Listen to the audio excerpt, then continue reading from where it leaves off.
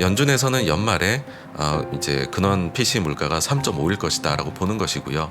시장에서는 그보다 좀 더 빨리 물가가 떨어지지 않을까라고 생각을 하니 연말에 그러면 인하도 할 수 있지 않을까라는 가정이 나오는 것이고요. 그래서 똑같은 걸 보는데 가정이 다른 거고 그래서 돌고 돌아 물가가 중요하다입니다. 이 여전히 기업들은 안 좋고요. 근데 그렇게 최악의 국면에서 증시가 순수하게 이제 금융의 힘으로 오르기 시작을 하는 게 금융 장세이니까 그 아주 전형성을 지금 가져가고 있지 않나.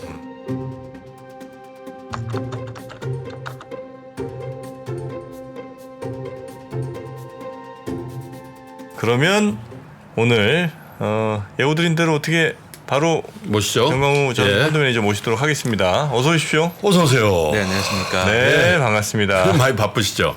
아유, 아닙니다. 네. 반갑습니다. 여기저기서 작년 말에 어떻게 그렇게 과감하게 시황관을 바꾸셔가지고 투자를 다 해야 된다. 그때 거의 올인해야 된다라고 얘기하죠.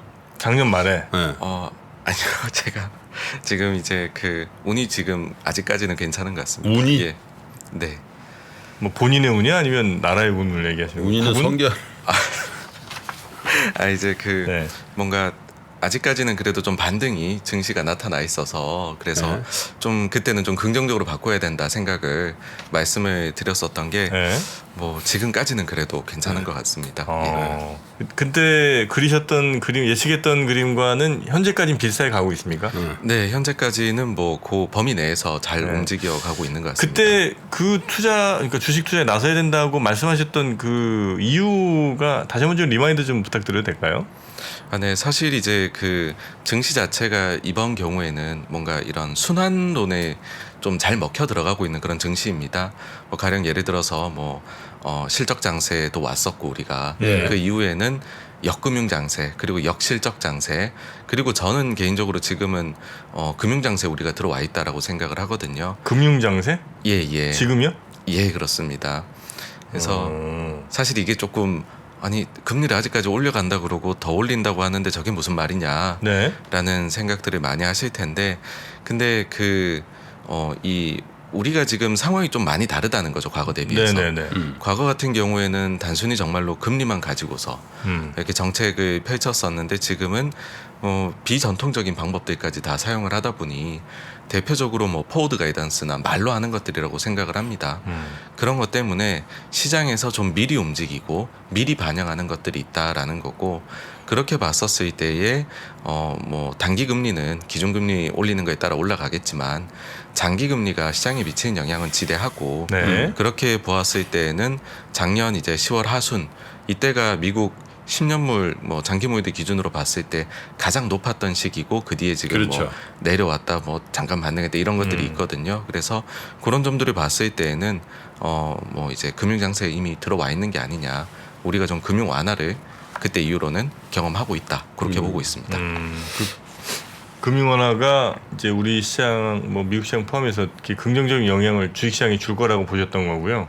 예, 맞습니다. 그래서 실은 이런 좀 금융 완화만 나타날 때에는 현실은 굉장히 나쁩니다. 그래서 뭐 이 여전히 기업들은 안 좋고요. 그 다음에 데이터들도 나오는 게 좀 헛소리가 날 정도로 안 좋은 데이터들도 뭐 여전히 나올 수밖에 없는. 근데 그렇게 최악의 국면에서 증시가 순수하게 이제 금융의 힘으로 오르기 시작을 하는 게 금융 장세이니까 그 아주 전형성을 지금 가져가고 있지 않나 그렇게 봅니다. 자, 그러면 뭐 여러 가지 자료를 가지고 오셨는데 지금은 어떤 것들을 봐야 되고 앞으로 장세 진단은 어떻게 해야 될지에 대한 얘기를 들어보는데 첫 번째로 이제 우리가 우리 정광우 전 펀드 매니저하고 얘기한 게 CPI예요. 네, CPI를 그렇습니다. 새롭게 좀 봐야 된다라는 말씀을 하시려는 것 같아요. 네.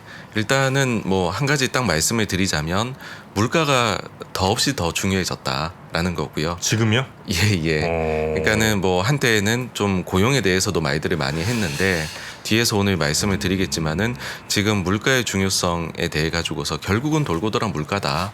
데이터 중에서라는 거고 그랬을 때 우리가 이 바라보는 물가가 이번에 조금 변화가 있다라는 겁니다. 근데 이것이 경제적 실질의 소위 말해서 변화가 아니라 아주 기술적인 부분에서의 변화인데 이것 자체가 시장에 조금 그래도 영향을 줄 것 같다라고 해서 한번 가지고 와 봤습니다.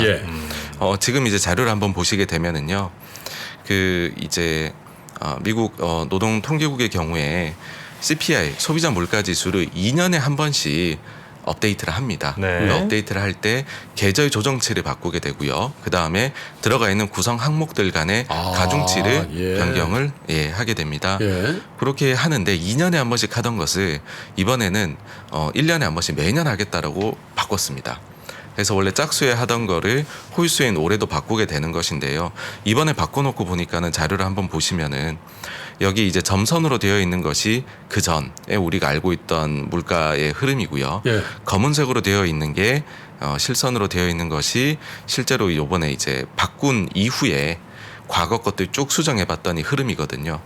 보시면은 오히려 2022년 상반기는 물가가 우리 생각보다 덜 올랐었고 예. 하반기는 물가가 빠르게 떨어졌다라고 하는데 그보다 물가 기저가 높았다라는 것이죠. 이게 이제 지난 금요일에 나왔습니다. 물론 이제 근원 물가도 그와 거의 흡사한 흐름을 보였거든요. 그래서 이제 이걸 보게 되면 그러면 물가가 좀 더 높은 것인가 우리 생각보다 혹은 작년에 우리가 봤던 그 하반기 물가 흐름이 좀 거짓인가 뭐 이런 생각이 드실 수도 있어요. 근데 이게 가지고 있는 제가 특징을 한번 오늘 말씀을 드려볼까 하는데 첫 번째 특징은 뭐냐 하면 이렇게 바꾸잖아요. 업데이트를 하게 되면 업데이트하고 초기에는 물가가 예상보다 높게 나와버립니다. 반대로 시간이 흐르면 흐를수록 물가가 예상보다 낮게 나와버립니다. 그 이유는 뭐냐 하면 구성 항목 가중치에서 그동안에 물가가 이제 높았던 것들이 비중이 높아질 것이잖아요. 그러겠죠. 근데 보통 높았던 것들은 좀 경향성을 가지고 한두 달은 더 높게 나오거든요. 그러다 보니 비중도 키워놨는데 이게 지금 인플레도 계속해서 높게 나와버리니까 네. 예상치보다도 물가가 더 높게 나오는 경향이 발견된다는 것이고요. 구성 항목을 바꾸면 예, 그렇습니다. 실제로 그래서 보시게 되면 지난 10년 동안 5번 이제 2년에 한 번씩 바꿨다 보니까 보시면 네. 작년도에도 예상치가 전년 동기 대비 7.3인데 실제 발표가 될 때는 7.5였고요. 2.4인데 2.5. 5번 중에서 4번이 예상 대비 실제치가 높게 한 나왔습니다. 번만 부합이 될 거예요. 네, 그렇습니다. 그래서 이번의 경우에도 예상치 대비 높게 나올 가능성이 일단은 경향성을 봤을 있다. 땐 있다. 예. 너무 놀라지 마라. 네, 네. 다만 높게 그런데, 나오면 예. 구성을 그러니까 비중을 더 높여요. 근데 물가가 높게 나오면 그 항목에 대해서 네, 아무래도 그 항목에 대해 가지고서 사람들이 많이 사용을 하고 있기 때문에 그 물가가 더 이렇게 높아진 영향을 경향이, 줄 거다. 예, 있을 거다라 해서 이제 그 소비한 거에 이제 그래요? 가중치를 이제 바꾸게 됩니다. 그럼 되게 약간 좀 뭐랄까 이게 사람들이 실제 느끼는 혹은 뭐 실제로 지금 이루어지는 물가 변화를 약간 좀 과도하게 나타낼 가능성이 높은 거 아닙니까? 그러니까 그게 2년에 한 번이니까. 이제 그건 이제 매년으로 바꿨다는 거잖아요, 그죠? 예, 이제는 기름만 매년마다, 있으면 네. 기름값이 많이 오르면 기름에 대한 비중치를 더 높인다는 거잖아요. 그런 식으로 반영이 됩니다. 네. 그럼 좀 안 되지 않나? 그러면 더 이상 왜냐면 이제 막 뭐 올라갈 때 더 숫자가 높게 나올 거고 그죠? 네, 네. 낮아질 때 더 낮게 나올 거고. 아니 근데 네. 이제 네. 지금 말씀하신 것처럼 어떤 물가가 올랐다 그걸 많이 반영하면 그 추세로 또 빠지거든. 네, 네. 그래서 트림하는 효과가 있어요. 그러니까 네. 이렇게 가지치는 효과가 그래요? 있어요. 그럼 네, 그래서 그 잠깐 말씀을 드리면은요. 네. 아무래도 실생활에 좀 더 잘 반영해보자라고 하다 보니까 많이 사용을 하게 되면은 거기에 대한 비중을 좀 조절을 하자라고 네. 얘기가 나오는 것 같고요. 또 이제 그 말씀해주신 대로 이게 나중에는 속도를 내서 좀 떨어지는 경향도 나타나고요. 사실 그게 더 중요하다라고 생각을 합니다. 그렇지. 그래서 이번에 과거하고 다르게 갑자기 올해에도 이런 것들을 업데이트를 하겠다라고 발표를 하니까 곧바로 나오는 것이 UBS에서 자료를 낸 게 예. 그렇게 되면 그 가중치를 변경하는 것만으로도 2023년도에는 물가가 더 낮게 갈 아하. 가능성이 있다라고 예. 바로 자료가 나오거든요. 그리고 작년도에 바꿨었다라고 말씀을 드렸잖아요. 네. 2년에 한 번씩이니까 그때 당시에도 곧바로 나왔던 자료가 뭐냐 하면 아니 이런 식으로 자료가 업데이트가 되고 나면 그 결과물을 봤더니 특히 이제 작년이나 재작년은 굉장히 물가가 높았지 않습니까? 그래서 초기에 미친 영향이 컸습니다. 초기에는 예상 대비해 가지고서 추가적으로 본인들이 원래 경로보다 이 정도의 물가 상승이 더 나타날 거다 보았고요. 10월부터는 이게 마이너스 효과가 날 것이다라고 보았고 이게 해를 이제 그다음 원래는 2년에 한번 바뀐다고 생각을 했을 테니까요. 더 빠르게 23년도에는 하락이 일어나게 될 것이다. 22년 초에 있었던 그 예. 구성 항목 가중치 변경만으로도요. 그리고 실제로 보시면은 중순 이제 6월 달이 피크를 쳤고 그 다음에는 뭐 높게 나왔다 예상보다 낮게 나왔다 하다가 10월부터는 빠르게 내려갔었거든요. 그래서 우리는 이미 작년에 이 항목을 바꾼 가중치 바꾼 것에 영향을 한번 봤었다라는 거고 그렇다라고 하면은 이제 올해도 이런 것들이 분명히 작용을 할 텐데 그럼 구체적으로 가중치 항목 가중치 어떤 것들이 변경이 되었냐라고 네. 보게 되면 지금 이번 업데이트의 가장 큰 특징은요. 집과 관련된 항목들의 비중이 많이 늘었다라는 것이고요. 반대로 차량이나 운송 관련된 것들의 비중이 많이 하락을 했다라는 것입니다.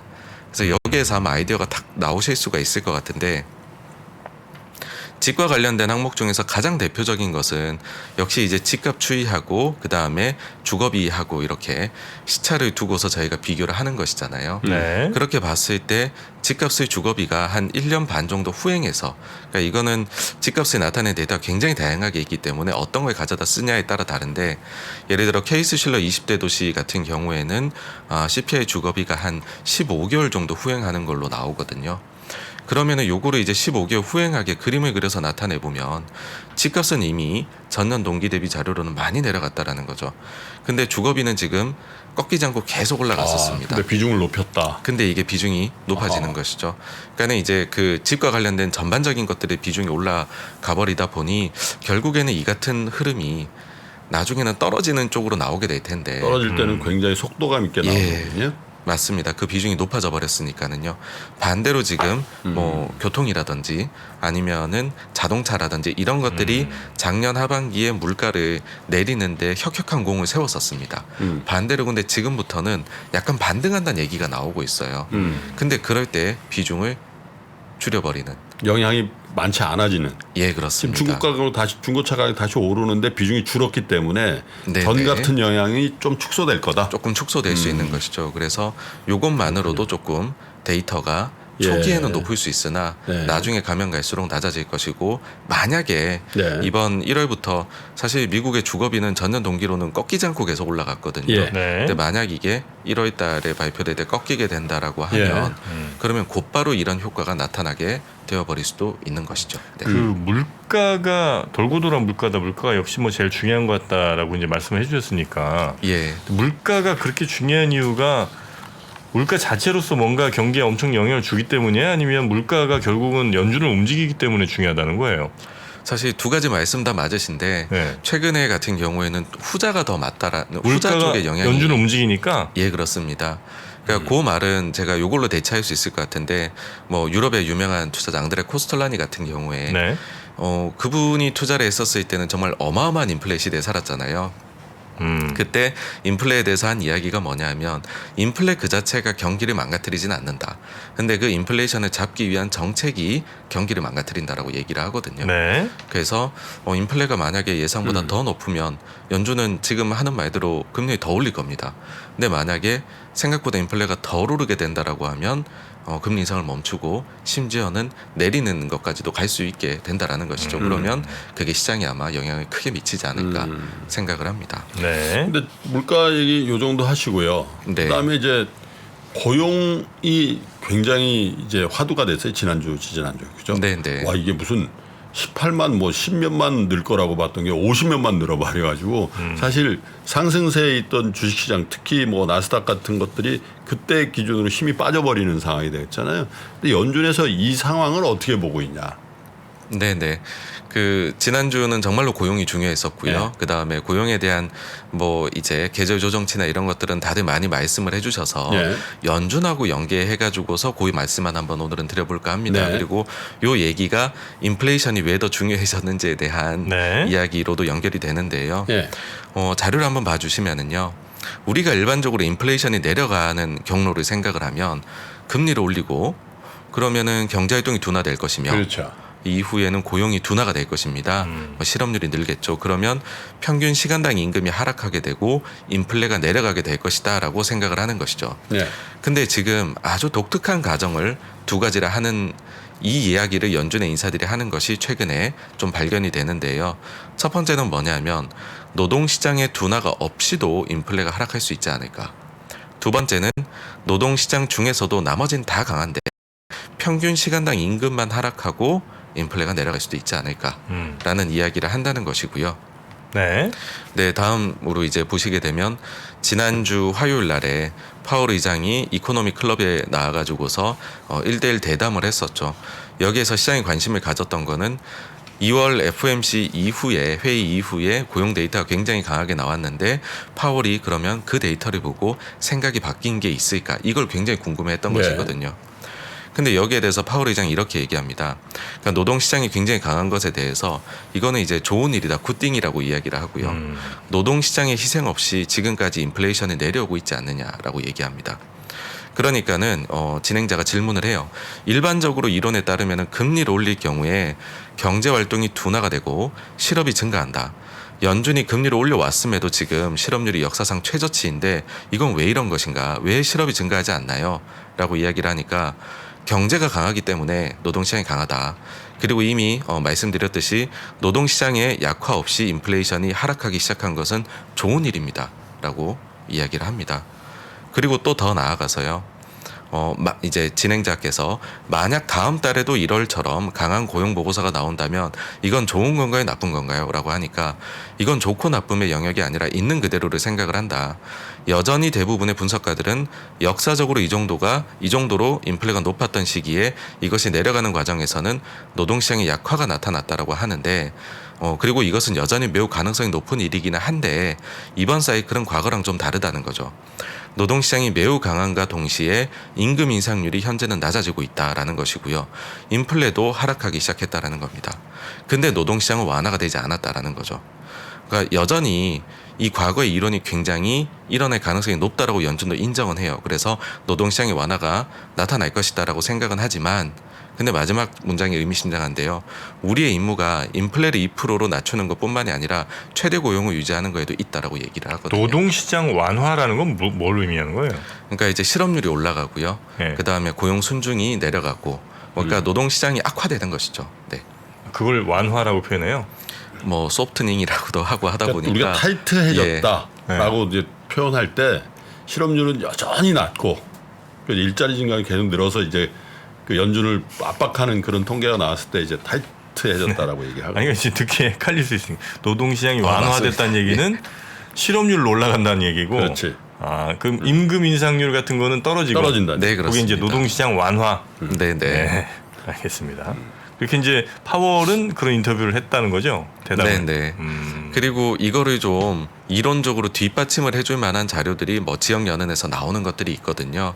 요것도 한번 자료를 봐 보시면은요. 지금 임금 상승률이 왜 이렇게 높게 나타났을까라고 할 때 예. 과거에는 요 빨간색 영역이 없었어요. 근데 코로나 이후에는 빨간색이 굉장히 커졌습니다. 그리고 이게 뭐냐 하면 인플레이션에 대한 기대거든요. 요걸 빼고 나면 과거랑 똑같은 임금 상승률에 그런 구성이지 않느냐 지금. 그러니까는 기대 인플레이션만 내려와도 그러니까 다른 부분 없이요. 뭐 실업률이 올라가야 된다라든지 많이 아니면 고용 순증이 많이 감소해야 된다라든지 뭐 아니면은 경제가 좀 더 망가져야 된다든지 그게 아니라 기대 인플레이션만 좀 많이 떨어지게 되면 임금 상승률은 과거와 똑같은 수준으로 내려오는 것 아니냐. 그러면 인플레이션이 잡히는 것 아니냐라는 얘기를 해볼 수가 있는 것이죠. 그래서 이제 여기서 이제 조금 더 나아가서 근데 그럼에도 불구하고 지난주에는 연준 인사들이 좀 매파적인 발언을 많이 한 것이 아니냐. 그리고 그럼 우리가 이제 뭘 봐야 되느냐 여기에 대한 얘기를 드릴 텐데요. 네. 지난주 수요일에 제일 제가 볼 때 매파적인 발언은 뉴욕 연은 총재가 한 말이었다고 생각을 해요. 어떤 발언이 있었냐면 만약 상황이 변화한다면 25bp 인상보다도 더 빠르게 움직일 수 있습니다. 그러니까 50bp도 여전히 버리지 말라는 얘기를 했었고요. 그리고 인플레 관련 불확실성이 여전하기 때문에 더 높은 금리를 더 오래 유지해야 될 수도 있다. 뭐 이제 뭐 하이어 포 롱거 이런 얘기를 하잖아요. 요 얘기도 여전히 또 했고 그 다음에 이 멘트가 많이 이제 회자가 된 것 같은데 제약적인 금리 수준을 몇 년 더 유지할 수도 있다. 그러니까 높은 금리가 당분간 정도가 아니라 몇 년 더라는 거죠. 보통 연준의 위원들이 더 높은 금리를 더 오래 유지 얘기할 때는 이 기간을 for some time이라고 해서 이거는 1년 미만을 얘기하거든요, 보통. 그렇기 때문에 그렇게 길지 않을까 여겼는데 뉴욕연은 총재가 아니 몇 년 더 할 수도 있다라고 얘기를 하니까는 시장에서 야 이거 좀 우리가 더 반영을 해야 되는 거 아니냐라고 좀 더 이제 매파적으로 많이 받아들였죠. 근데 여기에 대해서 제가 이 윌리엄스 총재를 지켜봐 오면서 느낀 점을 말씀드리자면 윌리엄스 총재는 철저하게 지금 데이터 기반으로 지금 기준이 옮겨가 있습니다. 네. 그래서 이날에도 어떤 얘기를 했냐면 그럼에도 불구하고 현재로서는 25bp 인상 옵션이 베스트다. 그리고 최종 금리는 5에서 5.2%가 여전히 합리적인 표이다. 똑같다라는 거죠. 지난 회의하고. 그리고 금융 환경이 지금까지 일어난 거에 대해서 그거 대체로 연준의 시각에 부합하는 거다. 그러니까 증시가 최근에 반등해서 올라온 거 이해한다라는 거고요. 다만 너무 그게 나아간다면 우리가 자산 가격에 대해 갖고서 더 높은 금리로 가야 될 수도 있다라고 경계감은 냈지만 네. 현재까지의 반등에 대해서는 인정하는 멘트를 했습니다. 그러면은 이제 방금 말씀드렸던 이 굉장히 그 매파적으로 읽혔었던 멘트는 어떻게 해석을 해야 되느냐. 제약적인 금리 수준이라는 거는 실질 금리를 얘기한다고 봐야 됩니다. 네. 그러니까는 지금 인플레보다도 정책 금리를 얼마나 더 높게 가져갈 것이냐. 네. 그러면은 이 말은 반대로 보면요. 만약에 물가가 내려가면 그래서 금리를 내려요. 근데 물가보다 정책 금리가 높게 있으면 제약적인 금리 수준이 될 수 있는 것이죠. 물가보다 네. 금리가 높으면요? 예. 그러니까는 이제 그 예를 들어 물가가 3%가 나왔는데 금리가 4%예요. 그러면은 이거는 물가보다는 금리가 높은 것이니까 네네. 그럼 제약적인 것 아니냐 이런 얘기를 할 수 있는 거죠. 지금까지는 우리가 인플레보다도 금리 수준이 이제 그 낮았기 때문에 실질 금리는 계속 마이너스였었죠. 네. 네. 그 다음에 이제 몇 년 더라고 얘기를 했지만 사실은 이분이 제가 이제 철저히 데이터 디펜던트라고 얘기를 드린 이유가 작년 12월 16일입니다. 이때가 12월 FOMC 끝나고 나서 이제 코멘트를 했었을 텐데 그때 이 뉴욕연은 총재가 무슨 얘기를 했냐면 실질금리 관련해서 질문을 받아요. 그러니까는 자기가 생각할 때에는 정책금리에서 그러니까 기준금리죠. 근원 PCE 물가를 뺀 것이 1.5%포인트 차이가 나는 것이면 이거는 실질금리로서 합리적이다라고 생각한다라고 얘기를 해요. 그러니까는 이거는 뭐냐면 우리가 만약에 올해 연말에 근원 PCE 물가가 3%가 된다라고 하면 그러면은 기준금리는 4.5면은 충분하다라는 것이죠. 만약에 3.5%면 5까지 해야 된다라는 것이고요. 예, 그래서 이 자료를 한 번 더 봐주시면 이게 지난 9월달에 연준에서 점도피하고 경제 전망 냈을 때고 이게 12월달인데요. 9월달 당시에 보시면은 근원 PCE 물가가 3.1로 예상을 하니 정책 금리를 4.6으로 올렸거든요. 그다음 24년도에는 2.3으로 예상을 하니까 이보다 1.6이 높은 3.9%로 점이 찍혔습니다. 12월 달에 보시면 근원 PC 물가에 대한 가정이 올라가요. 3.1에서 3.5, 2.3에서 2.5로 올라가니까 역시나 여기에 1.5에서 1.6% 더 높은 금리 수준을 정책 금리로서 잡아놨습니다. 그러니까는 돌고 돌아서 제가 오늘 뭐 20분 넘게 어떻게 보면은 잘 뭐 이해도 안 되실 만한 여러 단어들을 쓰면서 말씀을 드렸는데 네네. 결론적으로는 물가 더하기 1.5에서 1.6% 정도를 지금 연준이 생각하고 있구나. 근원 PC 물가 플러스 1.5%. 예, 그렇습니다. 기준금리를 예. 지금 현재 그래요? 지금은 반대로 돼 있습니다. 네? 물가가 더 높습니다. 예. 지금은 훨씬 높지. 그러니까 언제까지는 그러면 이 말씀해주신 예를 들면 네. 근원 PC 플러스 1.5가 언제까지 유지됐던 거예요? 지금 이렇게 됐던 적이 없고요. 됐던 적이 없어요? 예, 지금까지는 인플레를 잡겠다라고 했지만은 시장에서 막 더 빨리 올려야 돼 이런 불만을 냈던 게 아니 물가보다 빨리 금리 수준을 더 높여야 될 텐데 연준이 좀 느렸었죠 초기의 시작이. 근데 지금은 내려올 거라 생각을 하니까 물가가 지금은 반대로 금리는 기준금리는 올려갈 거고요. 그러면은 상반기 중으로 물가하고 금리가 크로스가 될 겁니다. 아니 근원 PC 플러스 1.5가 된 적이 없는데 이게 적정하다는 얘기는 왜 나오는 겁니까?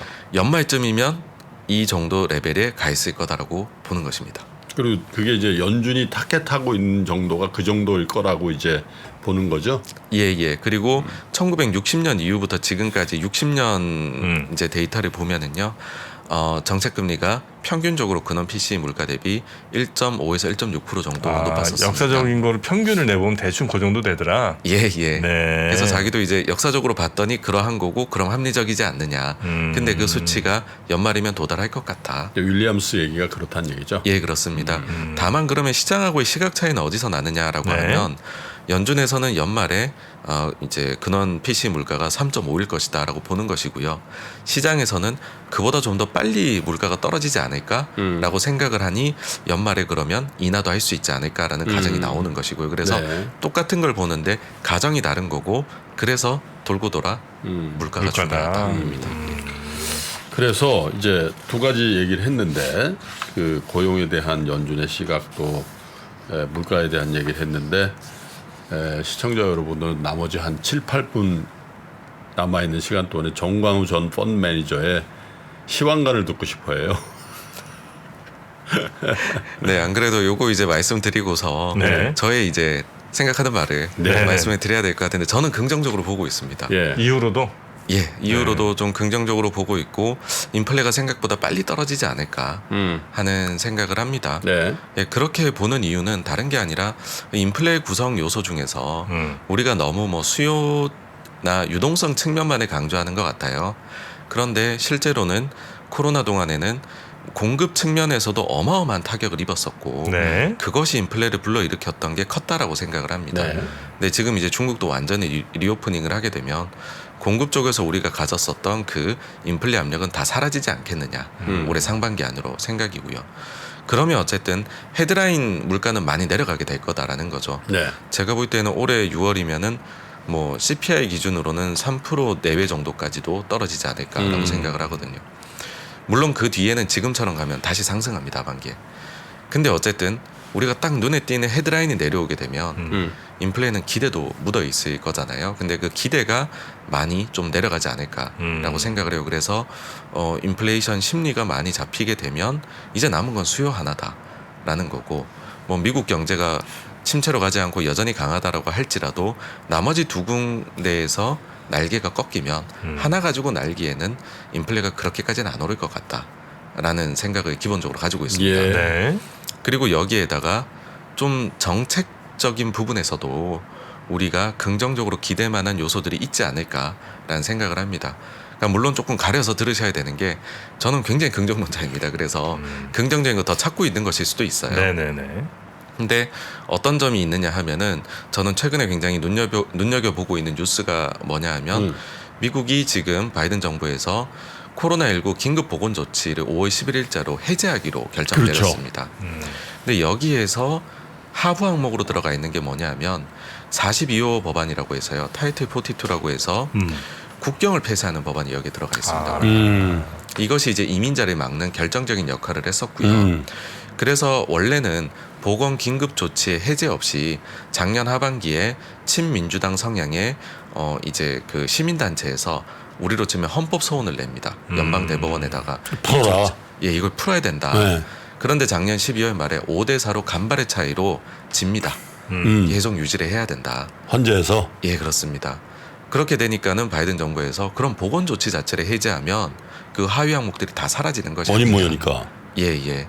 그런 식으로 얘기가 나온 것이고 만약에 그대로 진행이 된다라고 하면 5월 11일자로 이제 그 국경 폐쇄는 없어지게 됩니다. 물론 다른 조치가 새로 생겨나서 또 이제 그거를 막는 뭔가 역할은 하겠죠. 근데 트럼프 때하고 바이든 때를 비교하면 바이든은 명확하게 이민 쪽에 있어서는 좀 더 열린 그런 스탠스를 보이지 않겠냐는 거고요. 그렇죠. 지지 기반이니까. 네네. 근데 요 그 타이틀 42의 영향이 어느 정도였냐면은 이게 시행이 2020년 3월부터 지금까지 되고 있는 거거든요.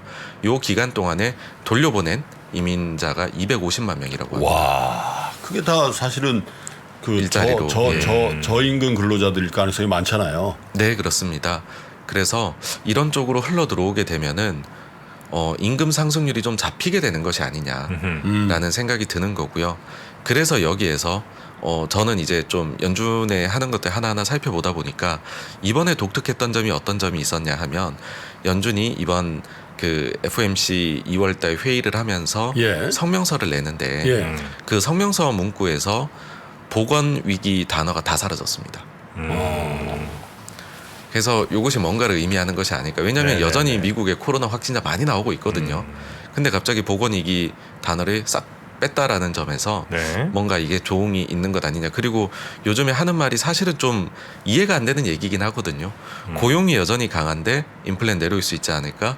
고용이 여전히 강한데 임금 상승률만 내려올 수도 있지 않을까. 이런 이야기를 하는 것 자체가 뭔가 카드가 있지 않을까 하는 생각을 개인적으로는 하고요. 그리고 뭐 더 나아가 가지고서는 미국하고 굉장히 중국하고 요즘에 뭐 그런 뭐 다툼도 많이 있기는 한데, 과거에 트럼프 때도 제가 봤었을 때에는 선거가 있기 직전부터는 좀 경제가 좀 잘 돌아갈 수 있도록, 그리고 중국하고 갈등을 빚고 있다가도 뭔가 본인이 봉합. 해결사로 봉합하는 그런 것들을. 그래서 트럼프도 대통령 되고서 계속 싸우다가 선거 있던 해였던 2020년 1월 중순에 1차 무역 합의 전격 합의를 하거든요. 그리고 19년도 하반기부터는 합의에 대한 얘기를 계속 이제 언론에 흘립니다. 그래서 네. 증시가 좋았었거든요. 이번에 지금 바이든이 할 수 있는 건 뭐냐 하면 텐션을 올려가다가 지금 없앨 수 있는, 제가 볼 때 제일 좋은 카드는 트럼프 때의 중국의 무역 관세 매긴 게 아직 살아 있습니다. 네. 네. 이거를 없앨 수도 있지 않을까라고 생각을 하고요. 이거를 없애게 되면은 물가 하락에 기여를 할 것입니다. 예, 중국산이 들어올 때 싸지니까는요. 네네. 그래서 이런 카드들도 또 가지고 있는 것이기 때문에 저는 물가 쪽도 좀 우리가 네네. 좀 긍정적으로 볼 수 있는 여지 많지 않나, 그렇게 생각을 합니다. 그 측면에서 전쟁의 종료, 휴전도 하나의 카드가 될 수도 있다라고 보는 시각도 있더군요. 네, 제가 그래서 사실 연초에 매년 이제 텐 서프라이즈, 그러니까 가능성이 낮다고 시장은 보고 있는데 저는 50% 이상의 가능성이 있지 않을까라고 보는 거를 제 나름대로 만들어서 이렇게 공유를 하는데, 그 중에 하나가 네. 휴전으로 저도 한 게 네. 있기는 합니다. 그렇게 되면 유가가 또 안정이 되지 않을까 그러겠죠. 싶습니다. 네. 금융강세라고 말씀을 좀 해주셨잖아요. 예, 예. 근데 이제 금리 낮춘 거에 당연히 이제 금융이 이게 좀 그 완화적으로 가는 거니까 뭐 그럴 것 같은데, 지금 연준이 하는 게 그 QT도 계속 하고 있지 않습니까? 네, 네. QT라는 거는 시중에 있는 돈 이 풀었던 거 다시 회수하는 거잖아요. 네, 맞습니다. 근데 그게 가는데 그걸 금융장세로 볼 수 있나요? 아니면 이건 이제 양 자체가 이렇게 크지 않으니까 뭐 금융장세 대세에는 영향이 없는 건가요? 사실 그래서 그 한 가지 더 보셔야 되는 이제 네. 자료가, 그러니까 각종 이제 뭐 금융 환경 지수 이런 거를 발표들을 하지 않습니까? 네.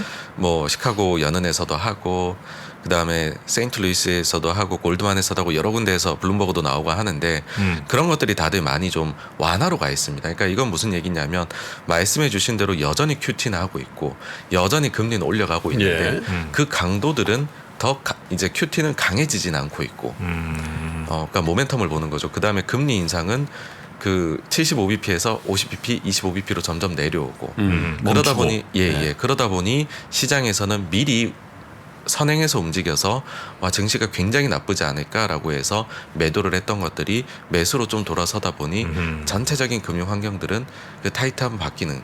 그러니까 우리도 보시게 되면은 작년 하반기에 뭐 레고랜드도 있었고 부동산 PF도 있고 해서 그때가 금리는 지금보다 더 높았는데, 네. 그 이후에 한국은행은 금리를 올려가지만 우리가 시중에서 조달할 수 있는 자금의 금리 수준은 낮아져 가고 있거든요. 그러니까 이런 것들이 과거하고 다른 정책들이 막 섞어서 쓰다 보니까, 그리고 연준이 중앙은행들이 요즘 말을 너무 많이 하다 보니까 기대감들이 선반영되고 그런 것들이 있다. 그래서 단순 정책 변화만으로 결정이 안 된다. 네. 그렇게 좀 보셔야 될 것 네. 같습니다. 알겠습니다. 자, 오늘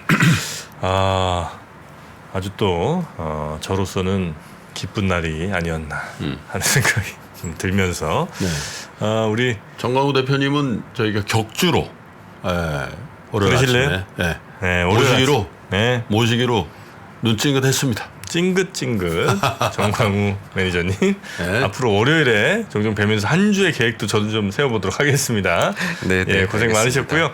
다 다음 주에 뵙겠습니다. 네, 감사합니다. 대단히 감사합니다. 고맙습니다. 3프로TV가 새로운 모습으로 여러분을 찾아갑니다.